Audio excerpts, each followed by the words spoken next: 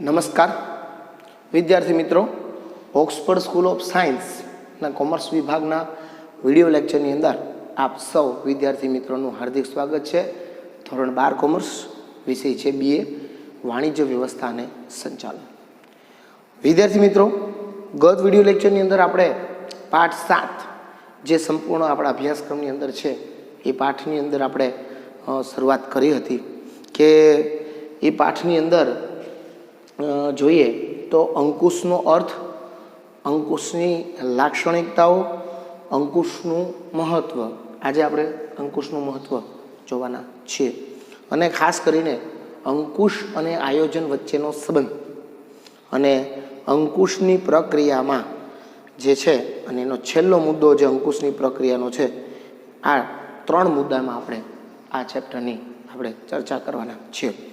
ગત વિડીયો લેક્ચરની અંદર આપણે અંકુશની પ્રસ્તાવના, અંકુશનો અર્થ અને અંકુશના આપણે કેટલા ટોટલ આપણે અંકુશના 10 જેટલા લક્ષણો જોયા કે અંકુશ સૌથી પહેલાં સંચાલનના જે 5 કાર્યો છે, આ 5 કાર્યો સંચાલનની કાર્યક્ષમતામાં વધારો કરે છે.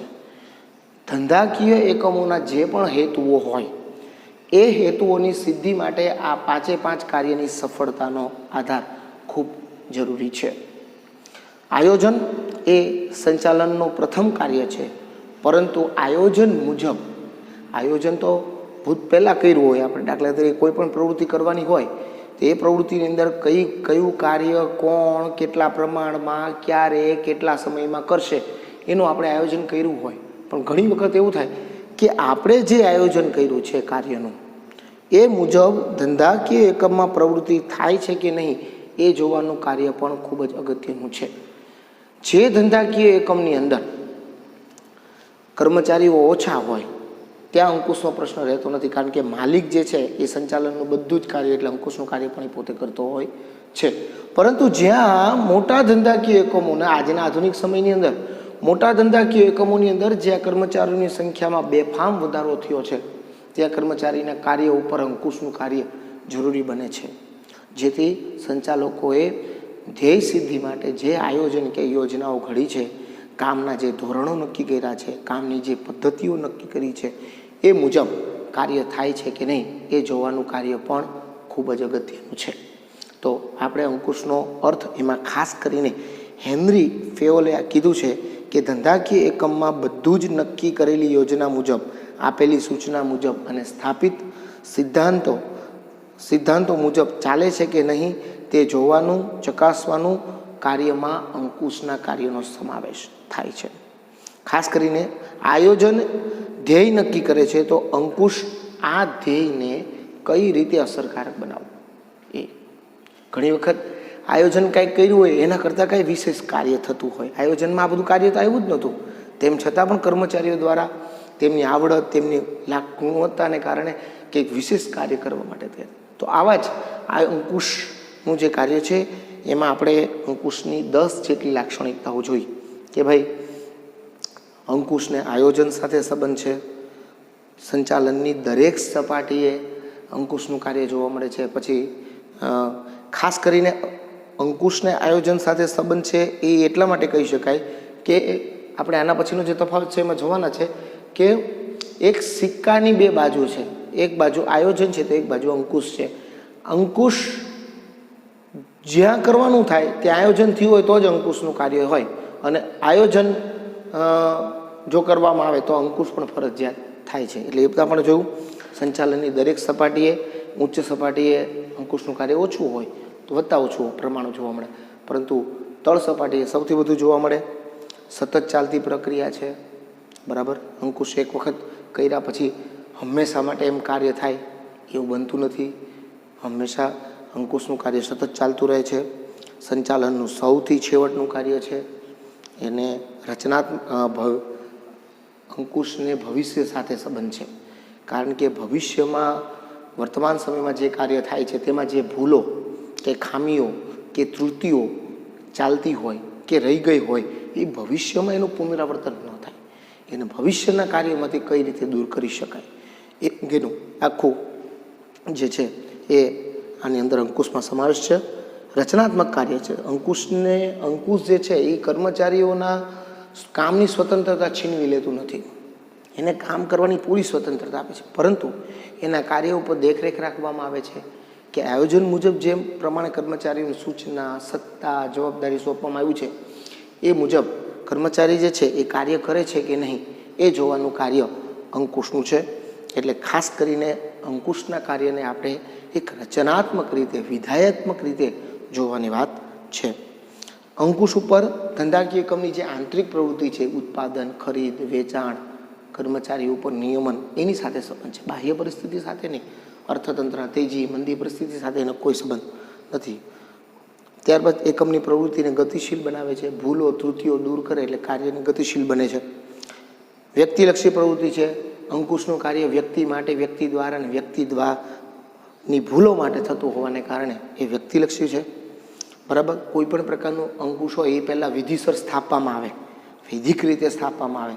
પછી સમય જતાં એ કર્મચારી અને અધિકારીઓ વચ્ચેના એવા પ્રેમ, લાગણીને ઉદ્ભવથી પછી જે અંકુશ આવે છે એને અવૈધિક અંકુશ કહેવામાં આવે છે.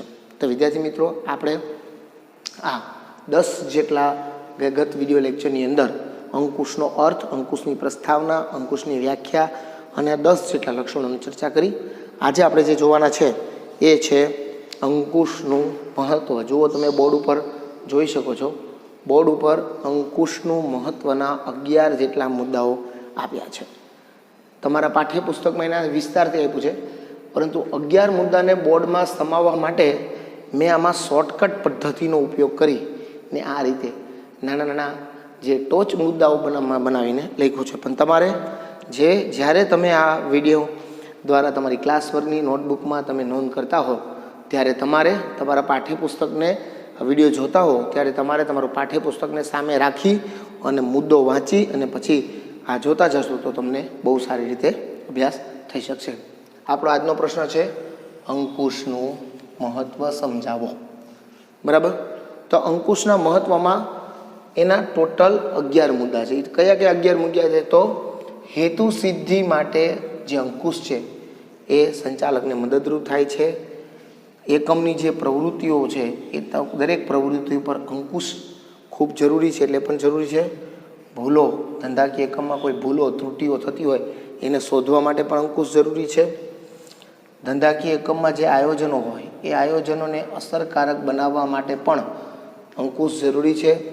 ધંધાકીય એકમની બધી જ પ્રવૃત્તિઓ થતી હોય એના વચ્ચે સંકલન કરવા માટે પણ અંકુશ જરૂરી છે. અંકુશ છે એ એકમના કાર્યનું મૂલ્યાંકન કરે છે અને અંકુશ જે છે એ જે પણ વિચલનો આવે એ આવતા વિચલનોને શોધીને દૂર કરે છે. ધંધાકીય એકમની કાર્યક્ષમતાનું બેરોમીટર છે. જેમ થર્મોમીટર આપણો તાપ માપે એમ કાર્યક્ષમતા માપવા માટેનું જે બેરોમીટર હોય એને અંકુશને બેરોમીટર કીધું છે. સત્તા સોંપણી માટે અંકુશ ખૂબ જરૂરી છે. લાંબા ગાળાના આયોજન માટે પણ જે અંકુશ છે એ જરૂરી છે. દોરવણીના કાર્યમાં મદદરૂપ થાય છે. તો વિદ્યાર્થી મિત્રો, એક પછી એક આપણે મુદ્દાઓની ચર્ચા કરીએ. તો પહેલો મુદ્દો છે હેતુઓની સિદ્ધિમાં મદદરૂપ થાય છે. કોણ? તો કે અંકુશ. આમ જોવા જઈએ તો ધંધાકીય એકમની બધી જ સંચાલકીય પ્રવૃત્તિ છે, આયોજન હોય, વ્યવસ્થા તંત્ર હોય, કર્મચારી વ્યવસ્થા હોય, દોરવણી હોય કે અંકુશ હોય, આ બધા જ જે કાર્યો છે એ હેતુલક્ષી જ કાર્યો છે. સંચાલન. બરાબર. જે કાર્યો આપણને આપણા ધ્યેય સુધી લઈ જવામાં મદદરૂપ કરે છે, આપણને આપણા ધ્યેયને પામવામાં સરળતા ઊભી કરવામાં મદદરૂપ કરે છે. એટલે જેવી રીતે સંચાલનના અન્ય કાર્યો જેમ હેતુલક્ષી પ્રવૃત્તિ છે એમ આ સંચાલનનું જે કાર્ય છે અંકુશ એ પણ એક હેતુથી કરવામાં આવે છે કે આયોજનકર્તાઓએ જે આયોજન કર્યું છે એ મુજબ કર્મચારીઓ કાર્ય કરે છે કે નહીં એ જોવાનો હેતુ. એમાં જો કોઈ ભૂલ દેખાય, વિચલનો દેખાય, ત્રુટિઓ દેખાય તો એને કઈ રીતે દૂર કરવી અને ભવિષ્યમાં તેનું પુનરાવર્તન ન થાય એ જોવાનો હેતુ. સમજી ગયા? તો આવી રીતે એકમમાં જે પણ કાર્ય થતું હોય એ કાર્યમાં કોઈ પણ પ્રકારની જો ભૂલો કે ખામીઓ આ અંકુશને દેખાય તો અંકુશ શું કરે, એ ભૂલોને શોધી અને એના માટે સુધારાલક્ષી પગલાઓ એકમમાં હાથ ધરે. બરાબર? કારણ કે ઘણી વખત શું થતું હોય છે કે આવી ભૂલો અને આવી ખામીઓને કારણે આપણે વર્તમાનમાં તો ભૂતકાળમાં તો આપણે આપણા જે હેતુઓ છે એને સિદ્ધ કરવામાં વધતા ઓછા અંશે ખામીઓ રહી ગઈ છે, વર્તમાનમાં પણ એ રહી જાય છે અને ભવિષ્યમાં ન રહી જાય. ભવિષ્યમાં એવી ભૂલો પાછી પુનરાવર્તન ન થાય એટલા માટે અંકુશ જરૂરી છે. એટલે અંકુશ શું કરે છે કે એકમની કાર્યની જે ભૂલો છે, ખામીઓ છે એને શોધી અને એના માટે જરૂરી સુધારાલક્ષી પગલાઓ શું કરે છે, હાથ ધરે છે. અને આમ કરવાથી શું થાય છે તો કે ધંધાકીય એકમના જે આપણા હેતુઓ છે એ હેતુઓને આપણે સરળતાથી સિદ્ધ કરી શકીએ છીએ. ત્યાર પછી છે પ્રવૃત્તિઓ ઉપર અંકુશ. ધંધાકીય એકમની જુદી જુદી પ્રવૃત્તિઓ હોય છે. ઉત્પાદનની પ્રવૃત્તિ હોય, ઉત્પાદન કરવાની પ્રવૃત્તિ હોય, પછી વેચાણની પ્રવૃત્તિ હોય, ખરીદની પ્રવૃત્તિ હોય. આવી જુદી જુદી જે વિવિધ કહેવાય ને, ખાસ કરીને ધંધાકીય એકમના જુદા જુદા જે વિભાગોની જે વિવિધ પ્રવૃત્તિઓ છે એ વિવિધ પ્રવૃત્તિઓ અને કાર્ય વિસ્તારો ઉપર અંકુશ ખૂબ જરૂરી છે અને હોવો જોઈએ. જો આપણે જ આપણા ધંધાકીય એકમના કર્મચારીઓ અને પ્રવૃત્તિઓ પર આપણો અંકુશ ન હોય તો આપણે જે આયોજન મળ્યું છે એ મુજબ કર્મચારીઓ કાર્ય કરવાના નથી. અને જો કર્મચારીઓ એ મુજબ કાર્ય ન થાય તો પ્રવૃત્તિ આયોજનને વિરુદ્ધ પદ્ધતિમાં કાર્ય કરતી હોય તો આપણે જે એકમના જે ધ્યેયો નક્કી કરીને બેઠા હોય એ નક્કી કરેલા ધ્યેયો આપણે સરળતાથી સિદ્ધ કરી શકતા નથી. એટલે કે નક્કી કરેલા જે ધ્યેયો છે એ નક્કી કરેલા ધ્યેયોને જો આપણે સરળતાથી સિદ્ધ કરવું હોય તો 100% એકમની જે વિવિધ વિભાગોની જે પ્રવૃત્તિ છે અને કાર્યક્ષેત્ર છે એ કાર્યક્ષેત્ર કે વિસ્તારો કે પ્રવૃત્તિઓની જે છે એના ઉપર અંકુશ ખૂબ જરૂરી છે, જેથી તે મુજબ કાર્ય થાય અને આપણે આપણા ધ્યેય સુધી શું કરીએ, પહોંચી શકીએ. ત્યાર પછી આપણું જે આયોજન બનાવ્યું છે એ આયોજનને અસરકારક બનાવવા માટે પણ આયોજન નક્કી કરે અંકુશ જરૂરી છે. બરાબર? તમે તમારા પ્રવાસમાં જવું હોય અને એ પ્રવાસમાં જવા માટે તમે પહેલાં આયોજન કરો કે ભાઈ અહીંથી આટલા વાગે નીકળીશું, આ સ્થળે આટલા વાગે પહોંચીશું, આ દિવસે આટલા સ્થળો જોશું, રાત્રિ રોકાણ માટે અહીંયા સ્થળનો વિચાર કરીએ છીએ. આવું સંપૂર્ણ આયોજન કરી લે. બરાબર?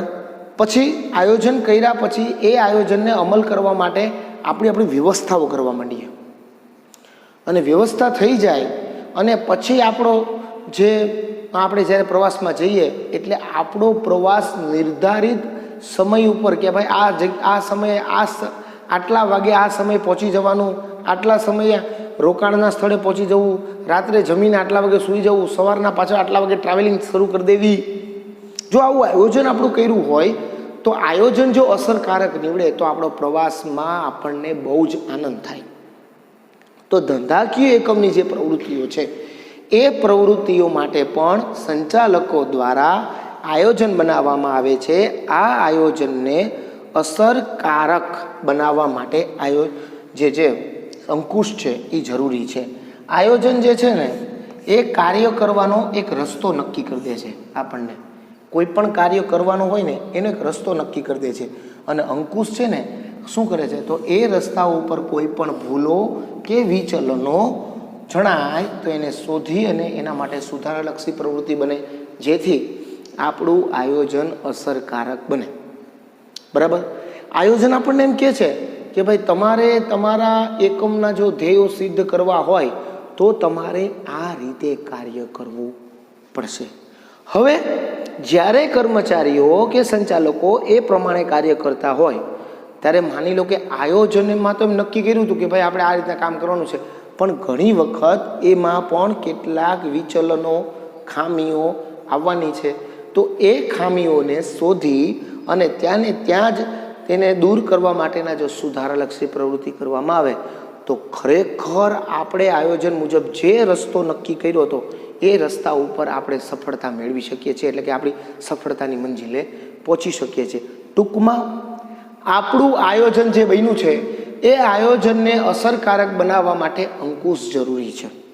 આયોજનમાં જે રસ્તો નક્કી કર્યો છે એ રસ્તાઓમાં કોઈ પણ ખામીઓ, જે પદ્ધતિ ઉત્પાદનમાં નક્કી કરી છે, જે રીત ઉત્પાદનમાં નક્કી કરી છે, જે પ્રવૃત્તિ નક્કી કરી છે, એ પ્રવૃત્તિમાં, એ રીતમાં કે એ પદ્ધતિમાં આપણને કોઈ પણ પ્રકારના વિચલનો કે કોઈ પણ પ્રકારના ત્રુટિઓ જણાય તો તરત અંકુશ દ્વારા સુધારલક્ષી પ્રવૃત્તિ કરીને દૂર કરવામાં આવે, જેથી આપણું આયોજન કેવું બને છે તો કે અસરકારક બને છે.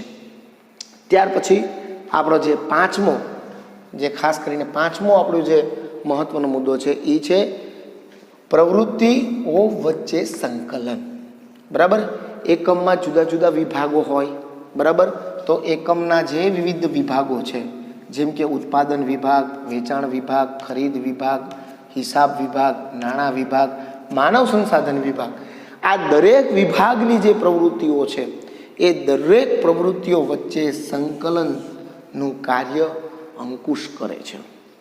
દાખલા તરીકે જો બજારમાં અસરકારક માંગ ન હોય તો એની જાણ કોને હોય તો કે એની જાણ વેચાણ વિભાગને હોય.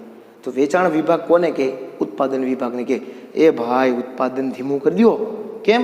તો કે બજારમાં હમણાં અસરકારક માંગ નથી, ખોટું ઉત્પાદન કરીને સ્ટોક કરવો, એના કરતાં ઉત્પાદન ધીમું કરી દો, ઓછું કરો.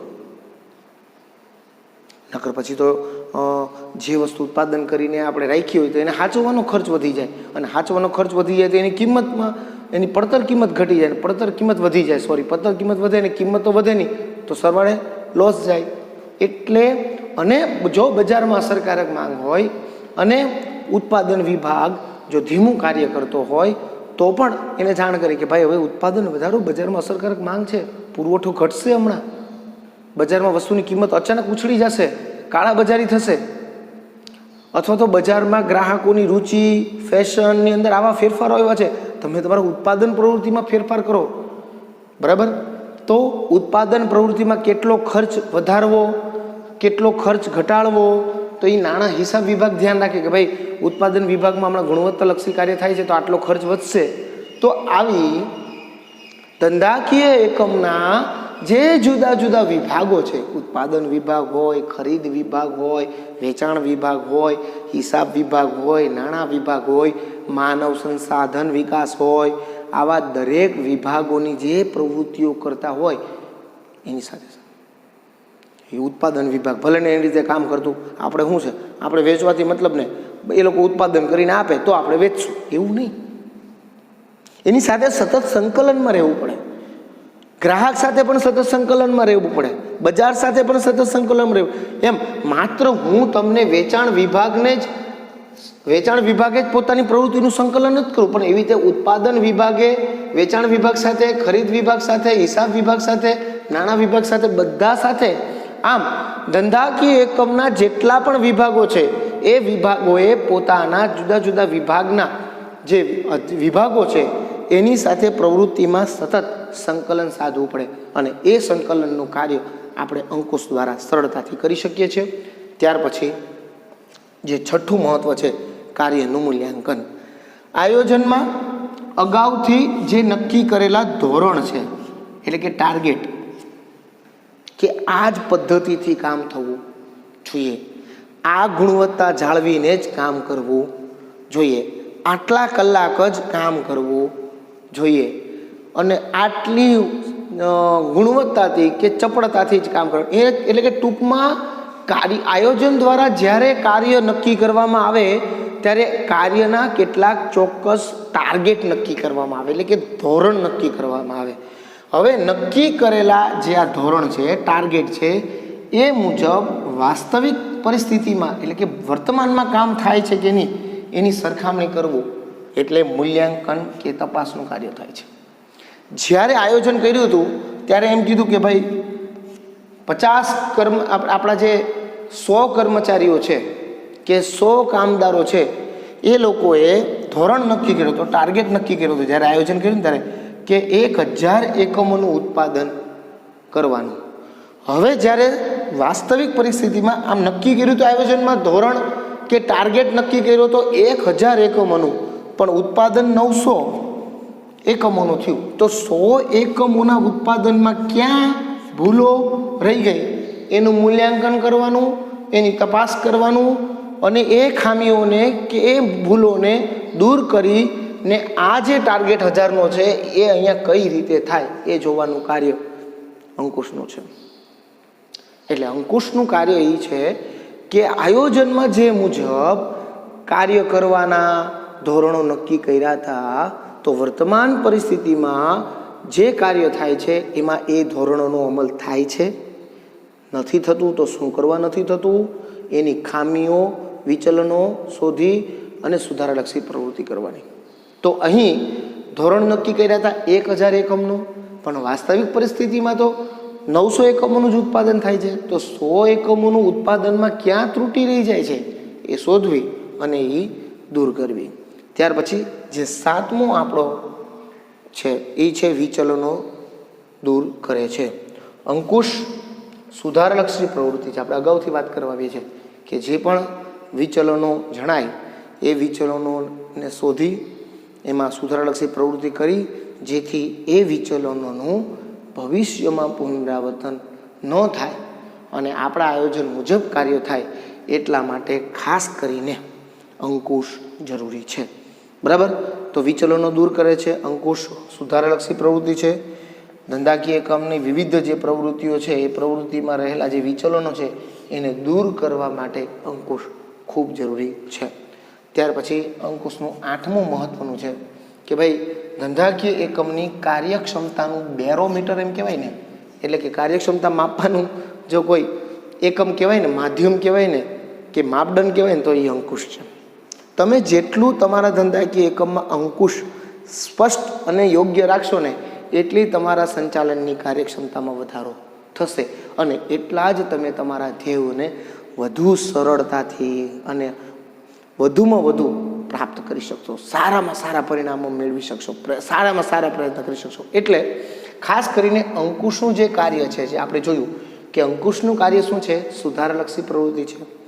અંકુશ શું શું કરે છે તો કે અંકુશ જે છે એ પ્રવૃત્તિ ધંધાકીય એકમની જે પ્રવૃત્તિઓ છે એ પ્રવૃત્તિ ઉપર અંકુશ રાખે છે, ભૂલો શોધે છે, આયોજનને અસરકારક બનાવે છે.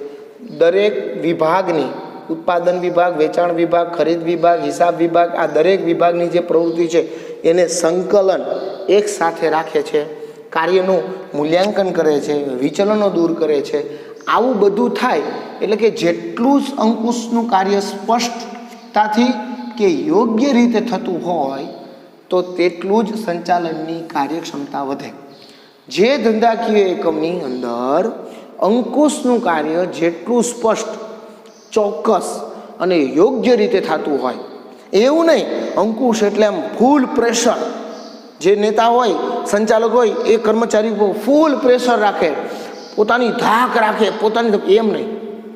અંકુશ દરેક પ્રવૃત્તિને ખબર હોવી જોઈએ. કોઈ પણ ભૂલ જણાય એટલે તરત એના માટે પ્રવૃત્તિ, સુધારલક્ષી પ્રવૃત્તિ હાથ ધરવી જોઈએ. તો જો આવી રીતે અંકુશનું કાર્ય જેટલું સ્પષ્ટ અને યોગ્ય રીતે થતું હોય જે એકમમાં, એ એકમની કાર્યક્ષમતા વધે છે. એનો વિરુદ્ધ અર્થ એમ થાય છે કે જે ધંધાકીય એકમમાં અંકુશનું કાર્ય જો સ્પષ્ટ ન હોય, સરખી રીતે ન થતું હોય, યોગ્ય રીતે ન થતું હોય તો એની કાર્યક્ષમતા ઘટે છે. આમ ધંધાકીય એકમની કાર્યક્ષમતાનું બેરોમીટર શું છે તો કે અંકુશ છે ને એ ધંધાકીય એકમની કાર્યક્ષમતાનું બેરોમીટર છે. ત્યાર પછી ખાસ કરીને અગત્યનું કાર્ય સત્તા સોંપણી માટે જરૂરી શું જરૂરી છે તો કે અંકુશ. કોઈ પણ કર્મચારી હોય, એ કર્મચારીને તમે જ્યારે કાર્ય કરવા માટેની સત્તા સોંપો ત્યારે એ સોંપેલી સત્તાનો દુરુપયોગ કરતો નથી ને, એ જોવાનું કાર્ય કોનું છે તો કે એ જોવાનું કાર્ય અંકુશનું છે. આપણે કર્મચારીઓને સત્તા સોંપી, આપણે આપણા કર્મચારીઓને સત્તા સોંપી છે. હવે આપણો કર્મચારી એ સત્તા, એ જવાબદારીનો દુરુપયોગ કરતો નથી ને, એ જોવાનું કાર્ય અંકુશનું છે. દાખલા તરીકે કોઈ પણ તમે તમારા ધંધાકીય એકમના તમે સંચાલક તરીકે તમે કોઈ પણ કર્મચારીને કહો કે ભાઈ તને ₹1,00,000 સુધીની એકમમાં કાંઈ પણ તારે ખરીદી કરવી હોય તો તારે ખરીદી કરવાની. હવે માની લો કે એ કર્મચારી આપણે એને ₹1,00,000 સુધીની ખરીદીનું સત્તા સોંપી હોય. આપણે ક્યારે એને સત્તા સોંપીએ ₹1,00,000 સુધીની ખરીદી કરવાની? તો કે આપણને એના પર વિશ્વાસ હોય તો. હવે આપણે એની પાસેથી સાચા હિસાબો માંગીએ, એની તમામ પ્રવૃત્તિઓ ઉપર આપણે ધ્યાન રાખીએ કે ભાઈ મેં આને ₹1,00,000ની ખરીદી કરવાનું કામ સોંપ્યું છે, તો એ કેવી રીતના કરે છે એની દેખરેખ રાખવાનું.